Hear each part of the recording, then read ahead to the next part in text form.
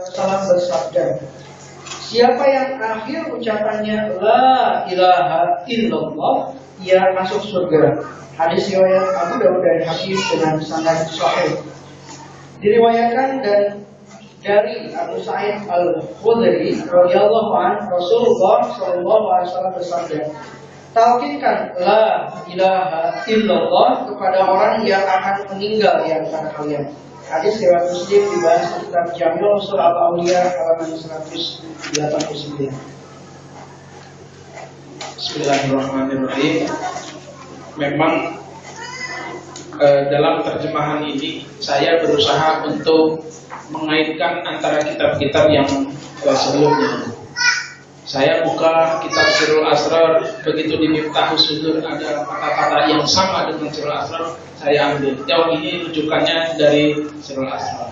Begitu baca kitab Jami' Usul fil Auliya, maka saya cantumkan lagi, oh ini para sahabat mengambil dari kitab Jami' Usul.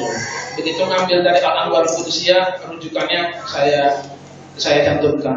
Dan kepada para ikhwan yang apabila juga mengetahui rujukan-rujukan yang belum tercatat, boleh diinformasikan kepada kami untuk dalam rangka perbaikan. Bismillahirrahmanirrahim. Sultan Dzikir. Apa yang disebut dengan Sultan Dzikir? Kalau Sultan Aulia apa artinya? Rajanya para wali. Kalau Sultan Dzikir? Sultan Dzikir. Saya hanya membacakan terjemahnya saja, tidak dalam rangka berusaha menjelaskan rasa, karena kalau rasa itu susah untuk dijelaskan. Kalau ada orang ngomong begini, nanya, Pak Ustadz gimana sih rasanya kalau begini-begini? Oke, satu. Ustadz gimana sih kalau bikin itu kemudian gini-gini, enak gak sih seperti itu? Oke, tiga. Pak Ustadz kalau memang terjadi dikit, kemudian kita maaf ya, dulu pengerasaan dengan gaus itu paling saklek jawabnya. Laksanakan. Udah, dikir aja, udah seperti itu. Belakangan saya paham. Ibu, semalam itu saya jalan-jalan ke Cilengsi, kemudian saya makan durian. Karena saya suka durian, itu durian enak banget tuh. Kira-kira Bapak lebih suka diceritain atau ikut makan? Ya udah. Jadi kalau orang bertarekat jangan kebanyakan nanya. Kenapa begini? Kenapa begitu? Kenapa begini? Kenapa begitu? Kenapa begini? Kenapa begitu? Baca dulu minta usul lengkap, baru nanya. Oke? Nah, mau saya ceritain makan durian atau soal aja? Jangan begitu. Jadi zikir itu nikmati aja dulu, kerjakan saja dulu zikir. Tapi dalam hal ini juga nggak begitu-begitu juga. Kalau memang ada hal yang perlu ditanyakan dan itu sifatnya prinsip, ya silahkan. Halakal mutanatti'un, hati-hati. Nabi itu bilang, halakal mutanatti'un, orang yang mengada-ngada. Kalau zikirnya gini, kalau zikir gimana? Terus aja. Petitil gitu tuh orang itu. Nanya doang begitu. Jadi kebanyakan nanya daripada zikirnya. Halakal mutanatti'un. Contoh ada orang seperti ini. Air 2 kula. Itu kan syarat orang bisa apa? Bisa bertoboh. Kalau air itu kemasukan kurang dari 2 kula, kemudian kemasukan kotoran kambing misalnya, itu bisa nggak buat wudhu? Hah? Tidak. Tapi orang itu ini, bagaimana Pak kalau air itu 2 kula, tapi airnya air khusus, kemudian air itu kemasukan kotoran hewan, kemudian baunya nggak berubah, ininya nggak berubah, ininya nggak wangi, ini nggak wangi dan lain-lain. Oh saja, kayak pusaran, kecil banget kayak begitu. Itu yang nggak boleh sama Nabi. Terlalu banyak nanya yang mengada-ngada, yang justru mempersulit diri. Halakal mutanatti'un, hati-hati. Kok ke situ sih? Sekarang pengennya diajak makan atau diceritain? Diajak makan, yang bayar siapa?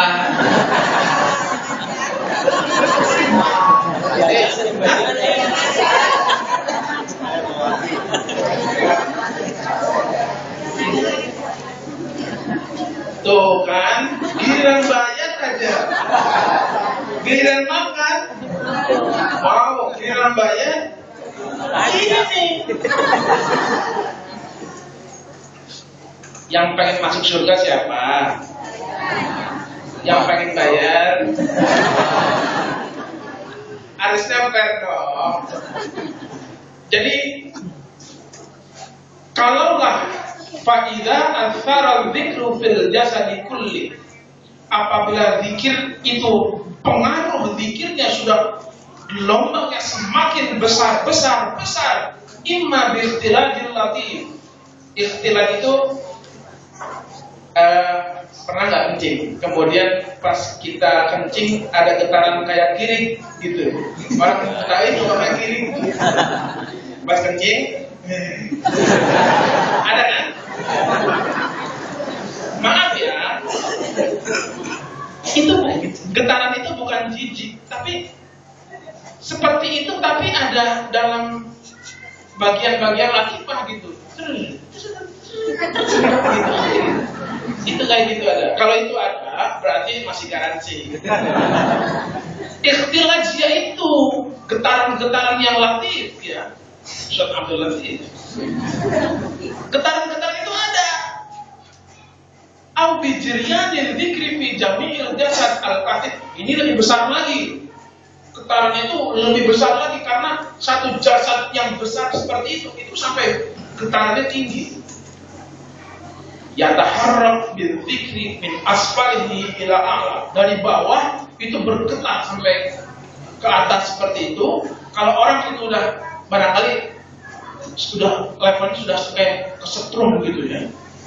Itulah yang disebut dengan sultan dzikir. Contoh, dulu ada sebuah kisah bahwa sahabat Ali kalau dzikir itu rumahnya goyang. Ya mungkin nggak pakai coran.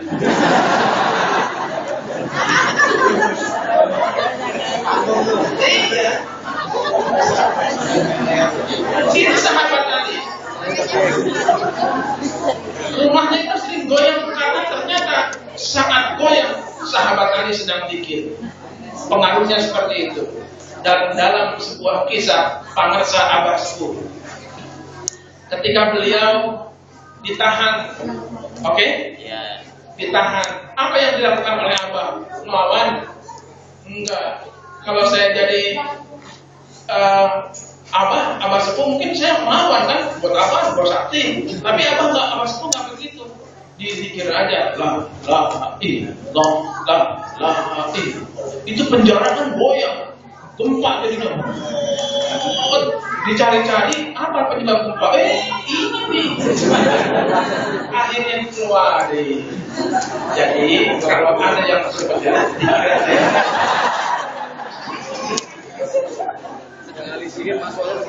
oke. Jadi kalau ada orang fana bagaimana? Sangat mungkin.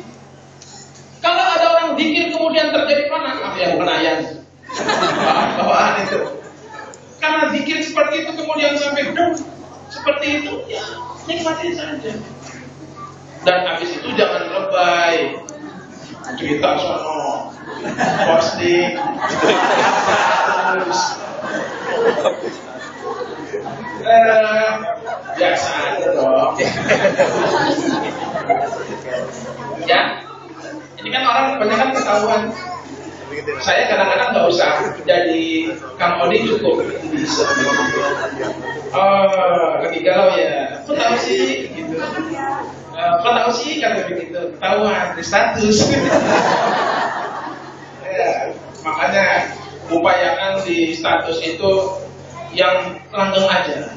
Alhamdulillah itu udah cukup gitu. Jangan galau-galaunya ditumpahin supaya orang jadi tahu. Iya, Allahus Samad. Allah mau curhat